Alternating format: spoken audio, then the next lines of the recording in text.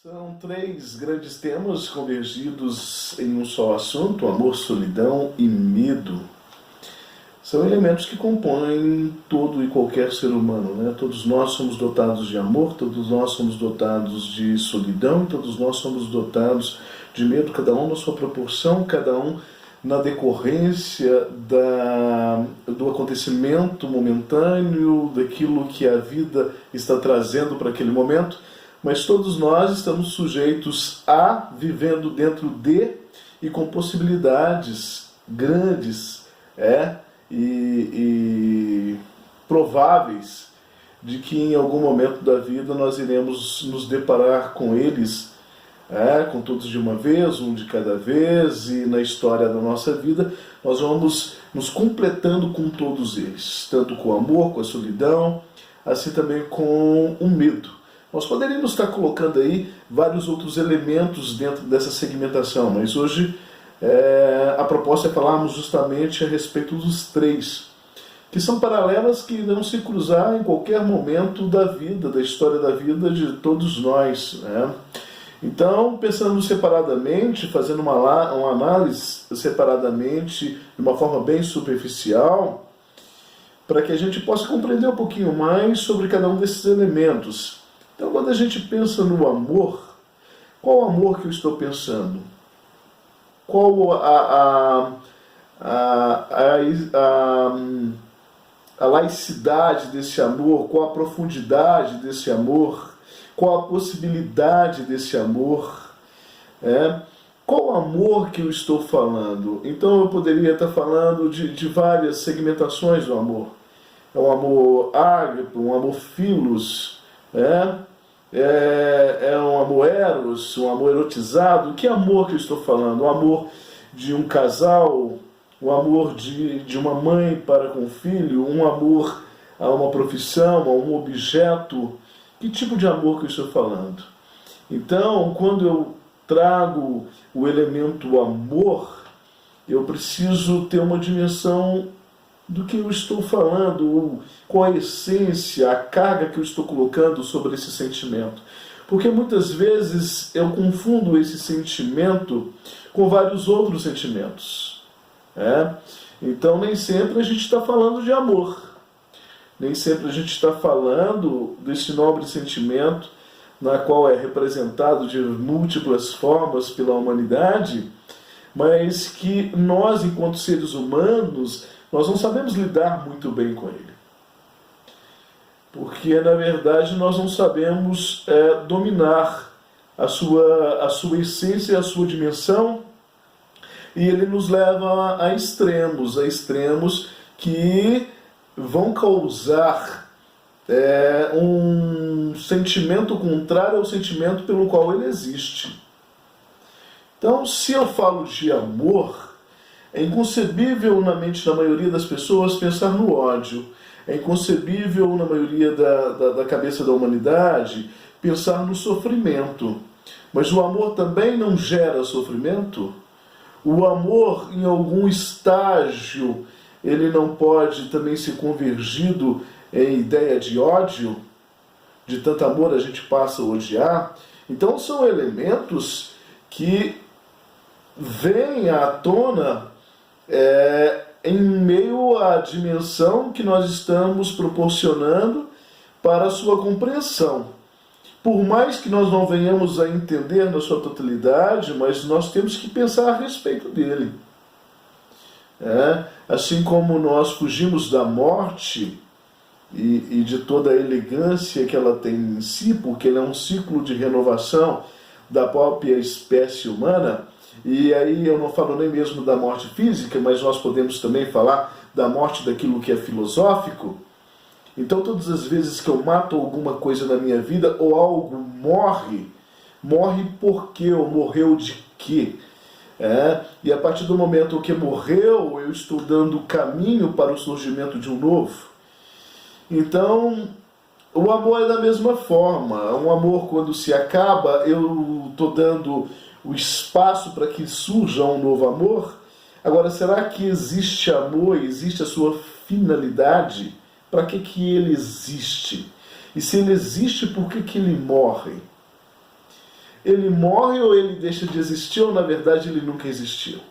Então é uma série de questionamentos que nós temos que trazer à tona para que nós venhamos a pensar sobre esses sentimentos que nós carregamos dentro de nós, que nós alimentamos e que nós defendemos. Então eu preciso saber que estágio de amor eu vivo, que estágio de amor que eu ofereço, que estágio de amor, ou nível de amor, para ficar mais simples a fala, eu estou procurando. E será que se eu não encontrar o grau de insatisfação ou de insuficiência emocional, ou física, ou psicológica, ou mental, isso vai me trazer, que vai me gerar o segundo estágio, que é o sofrimento. O sofrimento, ele é uma virtude de quê? Ele surge de onde e para quê? Com quais elementos, com quais características? Por que que o ser humano sofre? Por que que o indivíduo sofre? E sofre em que sentido? Em qual dimensão? Em qual proporção é esse sofrimento? Então, todo mundo nasceu para amar, todo mundo nasceu para sofrer, as pessoas nasceram para ser felizes, ou a felicidade é só uma consequência, é só uma possibilidade, ou a felicidade ela não é estendida a todo mundo? Ou seria a felicidade uma possibilidade ao alcance de todos, basta saber procurar para que venhamos a alcançar. Então existe um manual para que nós venhamos a alcançar essa felicidade? E quem tem as letras desse manual? Quem é que nos explica isso? Quem é que nos ensina a ter sentimentos?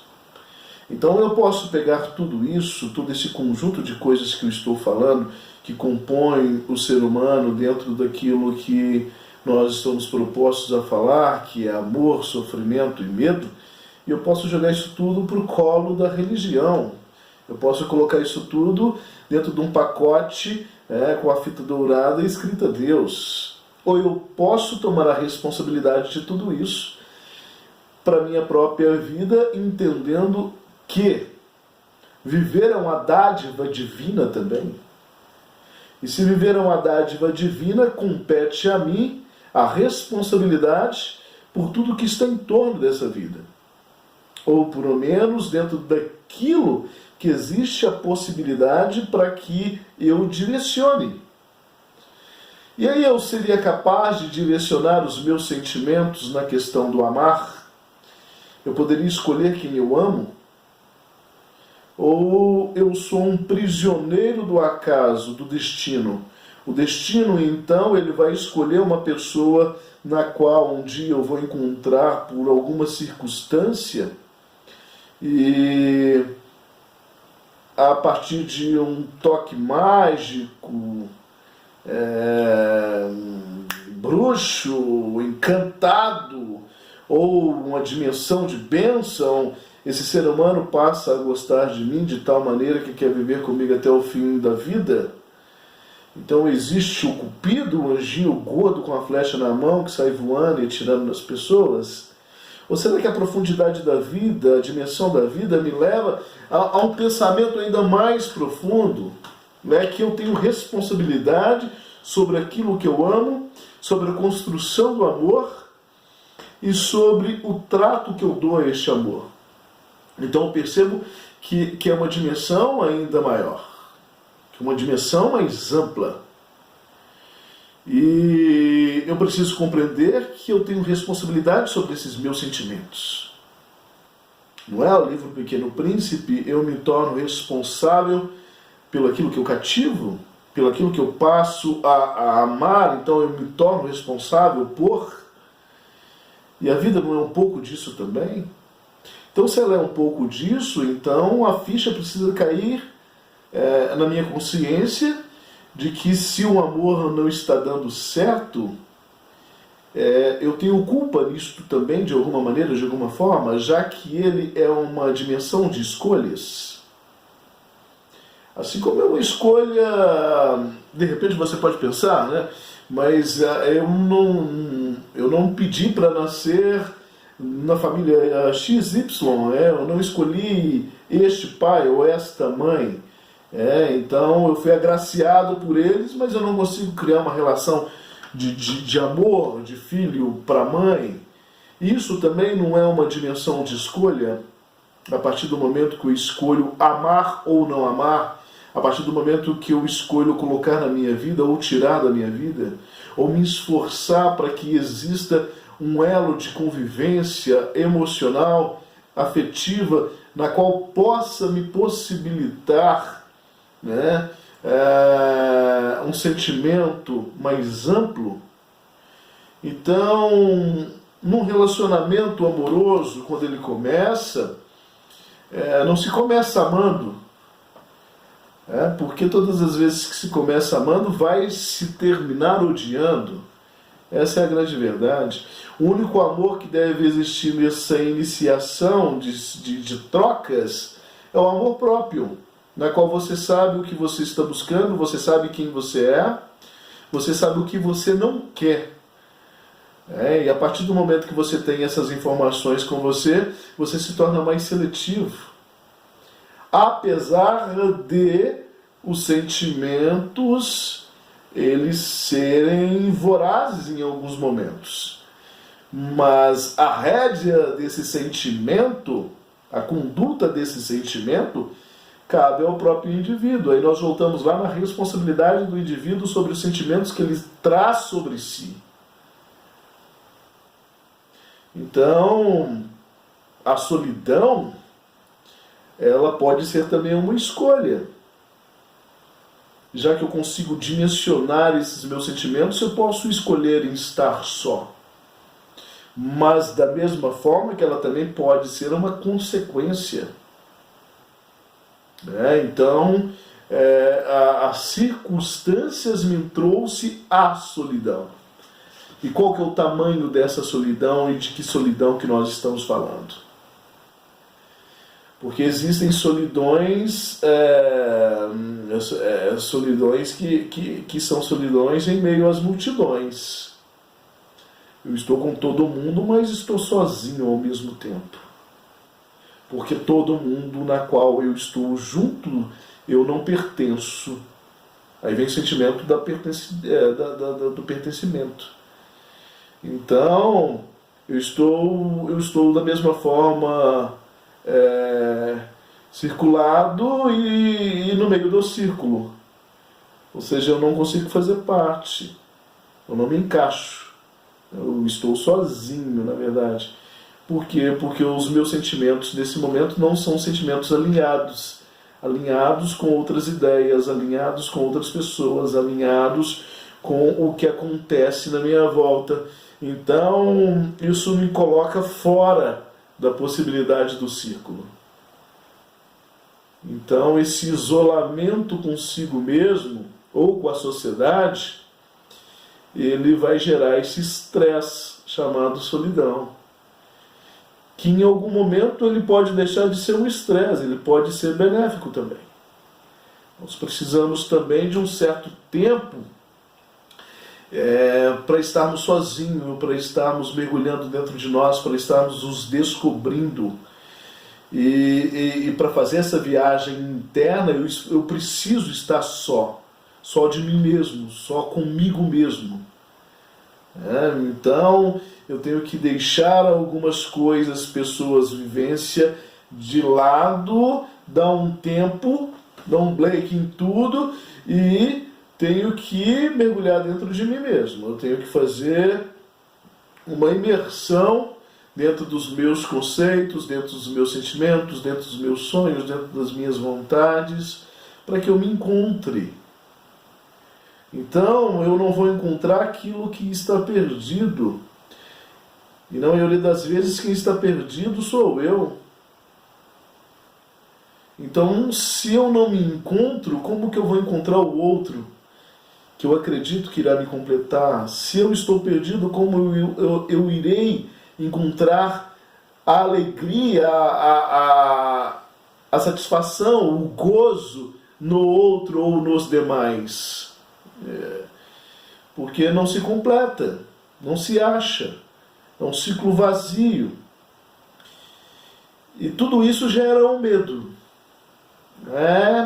E o medo é a sequência ou a convergência desse amor, dessa solidão, dessa vida.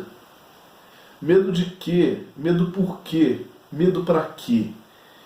Então são alguns questionamentos que nós temos que fazer também, referentes ou decorrentes do medo, e compreender que o medo ele é benéfico para o próprio ser humano.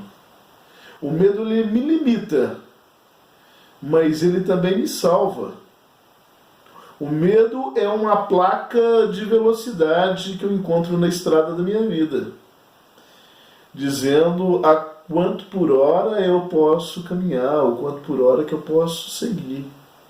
Ele vai me ajustando, ele vai me delimitando, ele vai colocando um freio em mim. E às vezes eu não quero esse freio, às vezes eu não quero essa limitação. Então, às vezes eu quero ultrapassar tudo isso. Mas eu estou preparado para isso, eu tenho um emocional para isso, eu tenho subsídios para que isso aconteça? Nem sempre. Nem sempre. Então, na dimensão que eu estou falando do medo que me salva, do medo que me segura na vida, no medo que faz com que eu reflita, com que eu pense, com que eu conte até 100, até 10, até 1000, antes de uma decisão, esse medo benéfico, ele também pode ser um medo maldito. Um medo que me trava. Aí não é um medo que freia e reduz a sua velocidade para que você faça uma análise, reflita e analise a quanto você está nessa estrada da vida. Esse é um medo benéfico. Agora, esse medo maldito que eu estou falando é um medo que puxa o freio de mão e você para no meio da estrada e a vida para por ali. Porque é um medo que vai te impedir de dar sequência na sua caminhada. É um medo que vai gerar os porquês e os praquês na sua vida, que não vai deixar você caminhar mais, ou que vai tornar a sua caminhada muito mais difícil. A sua caminhada vai se tornar mais pesada. É um medo que vai te impedir de dar sequência. Então, esse medo, se eu não dimensionar, ele pode se tornar um monstro, ele pode virar um pânico na minha vida, ele pode virar algo assustador, gigantesco, que eu não consigo mais ter domínio. Então, na verdade, quando eu falo de medo, eu preciso encontrar a palavra equilíbrio. Equilíbrio entre aquilo que me traz a reflexão e equilíbrio entre aquilo na qual me projeta a me jogar. Então, eu preciso ter o equilíbrio entre o ir e o ficar. Entre o ir e o ficar, existe a placa de velocidade, como eu acabei de dar o exemplo aqui. Então, o medo, ele vai te trazer a dança a todas as circunstâncias da sua vida. E isso é uma forma natural, isso é algo benéfico, isso é algo natural, e de certa forma bem-vindo, porque nos traz a reflexão, nos traz o pensamento. Então ele é muito bem-vindo. Mas aí eu vou tendo uma dimensão, eu vou tendo uma baliza na qual eu consigo ter um olhar, uma régua sobre o amor, o sofrimento e o medo. E aí eu começo a compreender que todos estão convergindo em um mesmo caminho, ou em determinado momento da vida eles me abraçam. E aí esse sofrimento pode ser uma sequência desse amor mal resolvido, ou um amor inacabado, ou um amor sofrido. Se é que existe esse sofrimento naquilo que eu compreendo que é amor, sim. E eu posso ter medo de amar? Também posso. E o medo de amar, ele é benéfico ou ele é prejudicial? Ele não pode ser nem benéfico nem prejudicial. Ele tem que ser medo e ele tem que fazer o seu papel, que é o papel da placa na estrada, o balizamento, a análise, a crítica, os pingos nos is, é colocar a coisa na balança e no grau de compensação. No grau de compensação. Então, eu preciso entender que todos me fazem viver de alguma forma.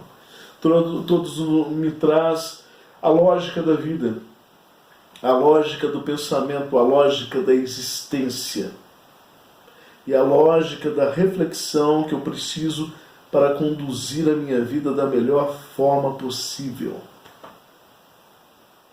Eu espero que você possa pensar um pouco mais, amadurecer mais essas ideias a respeito de amor, a respeito de sofrimento, a respeito de medo, e que nós possamos conversar um pouco mais a respeito disso.